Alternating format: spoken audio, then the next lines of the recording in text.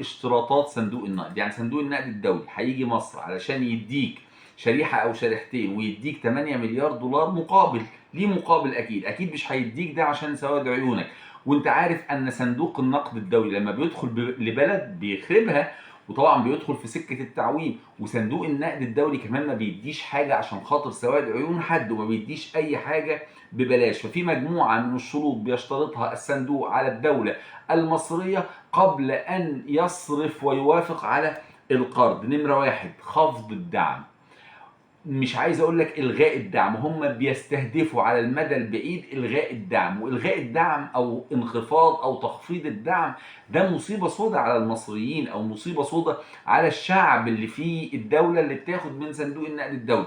يعني عايز يلغي الدعم عن الخبز رغيف العيش، وحاول يلغي الدعم عن الخبز ورغيف العيش لكنه لم يفلح أبدا في إلغاء الدعم. عايز يلغي الدعم عن الوقود بشكل كامل، إلغاء الدعم عن الوقود، لكنه لم يفلح في ذلك. فأول حاجة من اشتراطات صندوق النقد الدولي وهو تخفيض الدعم تمهيدا لإلغائه.